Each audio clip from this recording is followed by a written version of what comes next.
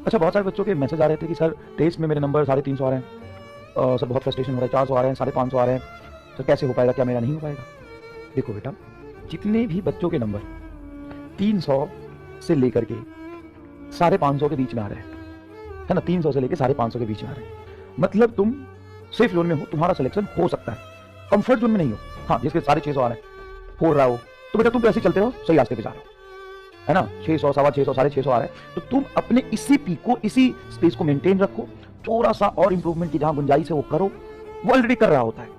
तो जिन बच्चों के नंबर 600 प्लस आ रहे हैं, 600 प्लस आ रहे हैं, तो तुम तो इसी पेस से चलो, और तुम्हें अपने जहां भी थोड़ी थोड़ी कमियां दिखाई दे रहा हो उसको इंप्रूव करते चलो, तो और जान लगाओ, हमेशा बेहतर की गुंजाइश होती है। 600 है, 700 तो नहीं है ना, और जान लगाओ, ठीक है। और कैसे लगाना है तुम बेहतर तरीके से जानते हो। लेकिन जिनके नंबर 300 से 550 के बीच में आ रहे हैं, बेटा ध्यान से सुनना, इसका मतलब ये नहीं कि तुम्हारा सिलेक्शन नहीं होगा, इसका मतलब ये है कि अपने स्टडी पैटर्न को, टेस्ट की प्रिपरेशन को, बिफोर टेस्ट जो आप करते हैं और टेस्ट में जो आप करते हैं 3 घंटे में, और आफ्टर टेस्ट, टेस्ट की एनालिसिस और उसके अकॉर्डिंग पढ़ाई, इन तीनों चीज को रिव्यू करना पड़ेगा। मेरी बात ध्यान सुनिएगा, मैं क्या कह रहा हूं। टेस्ट के पहले की प्रिपरेशन कैसी है, टेस्ट में 3 घंटा आप कैसे बिता रहे हैं, और टेस्ट के बाद आप उस पेपर को कैसे एनालिसिस करते हैं, उस पर कैसे काम करते हैं, तीनों को एक बार सोचो। कैसे सोचे सर, क्या करना चाहिए हमें? देखो बेटा, देखो, अगर तुम्हारे 400 नंबर आ रहे हैं, मैंने एवरेज ले लिया बीच में, 400 नंबर आ रहे हैं, 400 ऑलरेडी 720 का ऑलमोस्ट 60% है। हाँ सर, भाई साहब 60% नंबर तुम ला रहे हो, मजाक थोड़ी ना है। 50%, 60% नंबर ला रहे हो, मजाक थोड़ी ना है। तो सर इससे सिलेक्शन थोड़ी ना होगा, तो पेपर आज थोड़ी ना हो रहा है। सुनो ध्यान से, अगर तुम्हारे इतने नंबर आ रहे हैं, तो प्रिपरेशन जब तुम कर रहे हो, तो क्या तुम्हारा सिलेबस पूरा हो जा रहा है?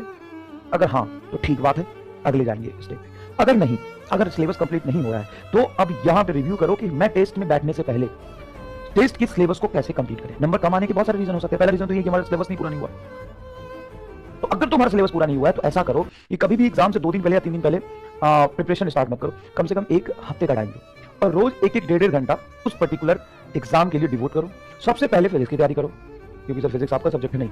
फिजिक्स की तैयारी पहले कर लोगे ना, उसको भूलोगे नहीं। बायोलॉजी मान लो तुमने मंडे को पढ़ लिया, संडे को एग्जाम है, तो सैटरडे तक सब भूल।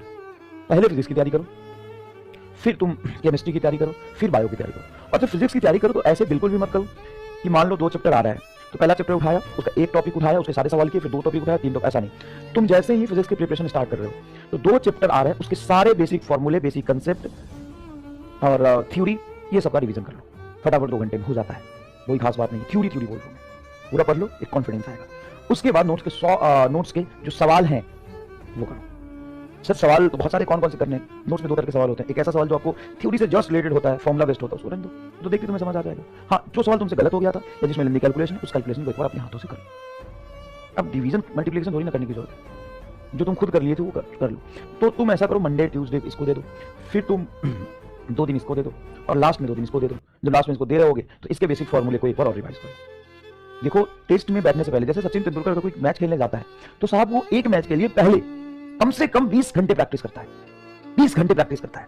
सचिन तेंदुलकर को आज जो तुम देखते हो, या विराट कोहली है, वो कम से कम 20,000 घंटे अपना टाइम प्रैक्टिस में गुजारता है। जितना समय वो क्रिकेट खेलने में बिताया है ना, उससे कम से कम 20 टाइम्स, मोर देन 20 टाइम्स वो प्रैक्टिस में बिताया है।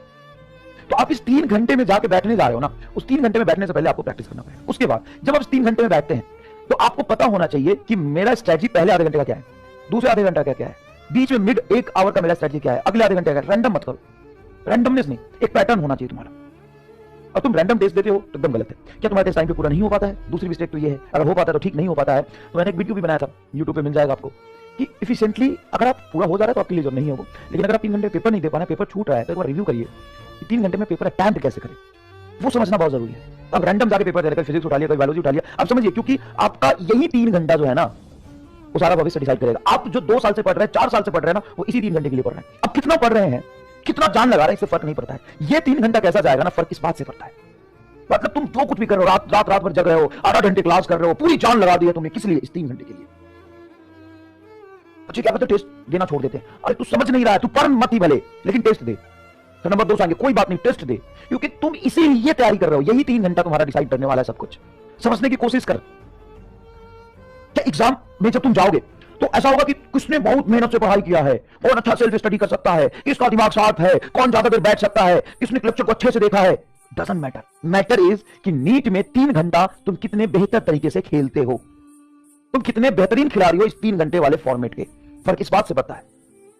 तुम में बहुत अच्छा नॉलेज है, लेकिन नॉलेज को अगर मार्क्स में नहीं कन्वर्ट कर पा रहे हो, कोई मतलब नहीं है। सब कुछ इस 3 घंटे पे डिपेंड करता है।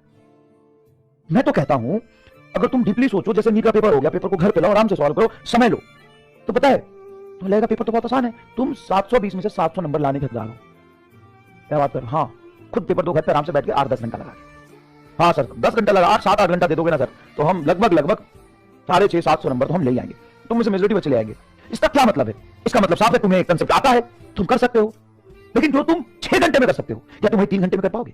इसमें सर डाउट है सर, इसमें एक्यूरेसी चाहिए सर, स्पीड चाहिए, वही तो बनाना है, उसी का तो गेम है नीट। अगर नीट वाले पेपर के लेवल को वही रखे टाइमिंग में 6 घंटे का कर दूं, तो नीट लेवल क्या रह जाएगा? सेम क्वेश्चन रखते हुए टाइमिंग बढ़ा दूं मैं 3 घंटे से 6 घंटे, तो लेवल क्या रह जाएगा? सर बहुत ईजी, सर बहुत ईजी लेवल हो जाएगा। तो यहां पे क्वेश्चन का मारामारी है, क्वेश्चन की लेवल का मारामारी है कि टाइम का मारामारी है। टाइम मैटर करता है, उस 3 घंटे में आप कितना परफेक्ट खेलते हैं। आपको इस 3 घंटे में खेलना आना चाहिए बस, साहब आप 3 घंटे के बेहतरीन खिलाड़ी होने चाहिए बस।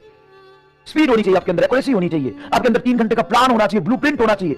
हर एक 10 मिनट में मुझे कैसे बिहेव करना, मेरा दिमाग का टेम्परामेंट क्या होना चाहिए, मेरे हाथ की तेज रफ्तार में चलना चाहिए, मेरे सोचने का तरीका क्या होना चाहिए, पहले मैं क्या करूंगा, कैलकुलेशन कब करूंगा, गोला कब भरूंगा, फिजिक्स कब करूंगा, बायोलॉजी कब करूंगा, केमिस्ट्री कब करूंगा, कौन से क्वेश्चन को पहले करूंगा, कौन से क्वेश्चन को रिव्यू के लिए छोड़ूंगा, कौन से क्वेश्चन को मैं करूंगा ही नहीं। ये सब कुछ तुम्हारे दिमाग में होना चाहिए। लगातार टेस्ट इसीलिए होता है। तू पढ़, एक भी टेस्ट मत छोड़ना, तू पढ़, जान लगा के पढ़, और एक भी टेस्ट मत छोड़ना, तेरे सिलेक्शन की प्रोबेबिलिटी बढ़ती जाएगी, और टेस्ट छोटा जाएगा, सिलेक्शन की प्रोबेबिलिटी घटती जाएगी। पढ़ बेटा पढ़, मजे पढ़। कई बच्चे होते हैं ना कि टेस्ट से डरते हैं, टेस्ट देते ही नहीं, खूब पढ़ रहे हैं। क्या करोगे? मास्टर बनोगे? क्या करोगे सीख के? मैं तो कहता हूं कि मेरे से भी ज्यादा अच्छे खिलाड़ी होने चाहिए तुम इस 3 आवर के, इसके तुम किंग होने चाहिए, किंग ऑफ 3 आवर, 3 घंटे का राजा हो तुम। समझ में आया कि नहीं? चलो उसके बाद ठीक है सर, ये हम देख लेंगे पेपर कैसे अटेम्प्ट करना है। अगर नहीं हो पाता है तो हम प्रॉपर स्ट्रेटजी बनाएंगे। जहां मेरा टाइम कम हो रहा था, जिस पेपर में टाइम कम हो गया था, हम पेपर पूरा नहीं कर पाए थे, उसमें हम सोचेंगे कि मेरी टाइम क्यों कम हो गई, फिर हम उसको इंप्रूव करेंगे। आफ्टर टेस्ट अगर आपके 10 नंबर कम आए हैं तो सेम मिस्टेक होंगे, क्यों हुआ? गलती करने वाला इंसान गलत नहीं होता है, उस गलती को दोहराने वाला इंसान गलत होता है। इंसान है, भगवान नहीं है, आप बच्चे हैं, आप मास्टर नहीं है। आप गलती नहीं करेंगे तो मैं करूंगा क्या? कर गलती, उस गलती को सीखो, दोबारा मत करना। तो सिर्फ इतना करता जाएगा ना, आग बन जाएगा आग। सिर्फ गलती को दोबारा मत करना। दूसरी बात, टारगेट छोटे लो। अगर तुम्हारे 300 नंबर आ रहे ना, तो 320 का टारगेट लो। इस बार जान लगा के टेस्ट में 320-330 लाना ही है। एक बार ये अचीव होगा, इंप्रूवमेंट धीरे धीरे होता है, धीरे इंप्रूवमेंट होता है। देखो, marks versus number of test, अगर तुम ये सारी चीजें फॉलो करते चलोगे, छोटे स्टेप करते चलोगे, तो तुम्हारा ग्राफ ऐसा होगा। ये टाइम वर्सेस सक्सेस का भी ग्राफ ऐसा ही होता है। तो जान लगाता जाएगा, तेरे मार्क्स इंप्रूव नहीं होंगे, लेकिन लगातार ये तीनों ही स्टेप अच्छे से फॉलो करता रहेगा। टेस्ट के पहले पूरी प्रिपरेशन, टेस्ट में 3 घंटा कैसे बिताना है वो चीज, और टेस्ट में जो गलती हुई है, जो भी मिस्टेक्स हुए हैं, या कोई नया क्वेश्चन सीखने को मिला, उसको इंप्रूव करो, अपनी गलती से सीखो। नया कंसेप्ट सीखने को मिला तो उसको वेलकम करो, याद रखो, गलती को दोबारा मत करो, ये चीज फॉलो करते रहो, ऐसा ग्राफ बनेगा सब ऐसा। अगर तुम्हारे 550 नंबर आने तो डिमोटिवेट क्यों हो रहा है? तो बहुत अच्छी बात है, और इंप्रूवमेंट ठीक करना है हमें 6 महीने में। सिर्फ सिलेबस नहीं खत्म करना, सिर्फ रिवीजन नहीं करना, हमें उसको 3 घंटे में जाके नंबर में कैसे कन्वर्ट करना, ये आना चाहिए। तुम 3 घंटे